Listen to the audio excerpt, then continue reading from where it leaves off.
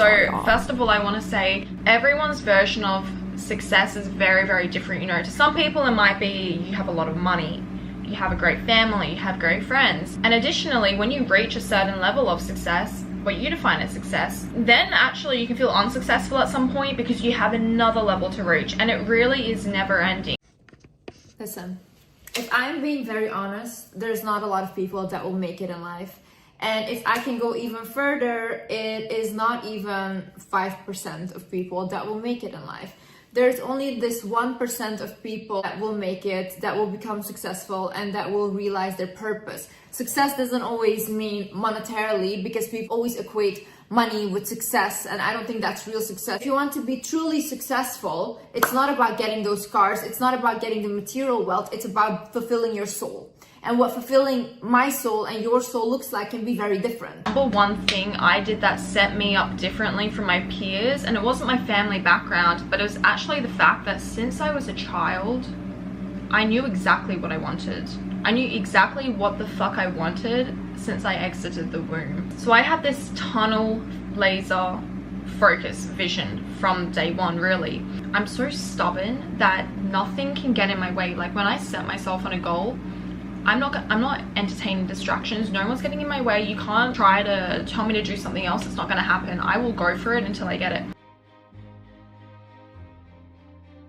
If you have no clear vision, you don't even know where you want to go. How can you expect yourself to muster all the courage and determination and persistence and to rise above failure if you have no passion and you don't know where you're going? It doesn't make any sense. Stop reacting to life and start acting. What do I mean by this? I see a lot of people that never get anywhere or never accomplish anything. They're always reacting to life. So they won't really have goals, they just do things. For example, you just go to your job every day and you're just plugged into that system, but what are you actually doing? Is that fulfilling you somehow? Is that fulfilling your soul? Are you on the sideline working towards something that you think is a purpose, or you want to create something that will be big? Or are you just every day going to work, doing the same routine, and you never feel like you're alive? Same way with relationships. I see a lot of people, even around me, they get into relationships, but they have no future plans. When I ask them, like, why do you get into these relationships? They're like, oh, but it doesn't matter. It's just like good for me now, this and that.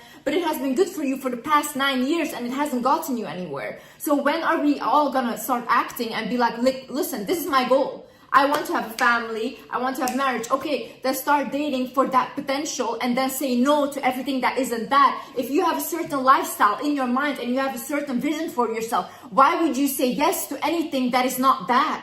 I find later in my life, when I've already achieved some of my goals and I'm now looking for another goal to achieve, if I am not very clear on that goal and I don't really want it that much, I cannot muster all the said things in order to achieve that. So you must have your clear vision and you must actually really, really want it. You have to become so serious about your goals and working towards them. Otherwise, you will spend your whole life watching other people accomplish their goals. You will always be a side character in someone else's main character, and you don't want to do that. Your life is about you. You are there first. You cannot live a fulfilled and happy life if you're constantly putting other people in front of you, and if you're constantly worrying more about them than you're worrying about yourself. You need to just saturate your mind with other types of content. When I remember when I was in my startup era, when I was 15, I think I was 15, 17, every morning I would wake up, and when I'm doing my makeup, getting ready for school, I would listen to motivational speeches. And that combined with the books I was reading and the fact that I literally would just not entertain people at school. I was like a little bit of an outsider actually, and I was very, very stubborn and in my own space. That all combined together is what shaped my mindset. And that's also what propelled me to do YouTube, because I had such strong mentality that if people were to make fun of my videos, for example, I don't give a fuck, because I knew where I wanted to go. I knew. But start thinking bigger. Open your mind. The minute you open your mind and you're receptive to other ideas, to other perceptions in life, is when your life and soul will expand. Our soul wants to expand, guys. Our soul doesn't want to stay stuck. We're not meant to stay stuck. The universe is so big and we are the universe. The universe is constantly expanding. So our soul needs to expand, and we expand through creation. Start to saturate your mind with good books. You know what that means? You also need to do unsaturate your mind with bad content. TikTok, whatever, okay? Or try to like curate your feed. Yeah, watch motivational speeches. Wake up in the morning, watch a motivational speech, do your meditation, do your affirmations. But if you're saturating your mind like that and that's what you're surrounded with, it's actually impossible to not do well. How can you expect to have a terrible mindset and to not want to be successful if that is what you're saturating your mind with? First thing I want you to do is write down like, okay, what are my goals? Why am I in this relationship? What am I getting here? Is this fulfilling me? Is my soul fulfilled? No. Okay, what can I do next? How can I get out of this? Okay, start thinking like that. Next, job. Is this job fulfilling me? Am I just doing this job to make money, to invest in something else that will fulfill me, that I feel good about? Or am I just doing this job so I can wait until I have my pension and then just die? Because that's a miserable life, guys. The way of reacting to life is you're waiting for someone to come and save you. You're waiting to meet the person at the right time, and that's whatever. I'm just waiting. If you don't put yourself in that position, because I talk about manifestation a lot, but I've always put myself in positions where I could receive the manifestation. If I was just sitting in my room all day doing nothing, not working on myself, not working towards my YouTube channel, towards my career, I would also not have all the things that I have. I put in the work. Yeah, and you guys need to put in the work as well. The people you surround yourself is also very important. So, you know, growing up, I wouldn't say I had like-minded friends necessarily. That's quite hard to find when you're in high school, which is why my friends were the books, my friends were the internet, the YouTube. I was on Twitter a lot. I found like-minded communities. And I find in my adulthood, the times where I'm like slacking or I find I don't have a lot of goals, it's if I'm depressed, one, but two, if the people surrounding me, especially when I'm traveling, they are quite relaxed and they are not really doing much with their life either, that's when I'm like, let me take a step back. And there's nothing wrong with that. Like, you should enjoy the fruits of your labor, right? But ultimately, it's distracting me from my goals. And this is literally brainwashing yourself to be successful, because the content that was being put into my brain every day, I had no doubts in my mind I would make it. For me, there was nothing ever out of my reach. Like, to this day, you know, the very first time I ever flew business class, it felt like nothing to me. And I don't want to sound ungrateful. Of course, I'm very grateful for it, but it felt like nothing to me because I had already envisioned it and I already knew that that was going to be a natural part of my life. And it became a natural part of my life. It didn't feel like much, you know? While if something is so out of reach to you, you subconsciously, you don't think you're ever going to get it. That you're subconsciously going to sabotage yourself because you feel stupid trying to reach something so far from you. Yeah, nothing is ever out of my reach. And I have absolutely no doubt I will get everything I want. And successful, a confident person is someone that sets a goal for themselves and does not stop at nothing to achieve it, okay? That is when you will become the most confident. That is when you will become the most successful. When I say I am going to do something, you best believe everyone around me knows Liz is going to do that and no one can stop her. It can be the biggest mistake I ever made, but still I made that mistake and I made the decision to make that mistake.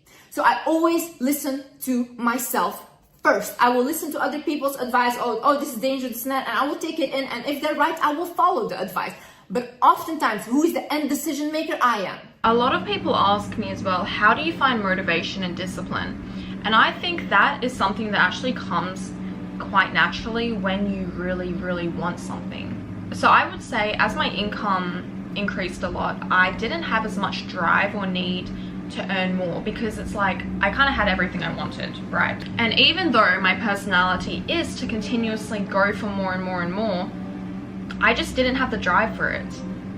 Now, had I been on the street, broke, or in desperate need of money, that would be a very different situation. I would then have the drive to go and do it, because sometimes we actually need like a force pushing us.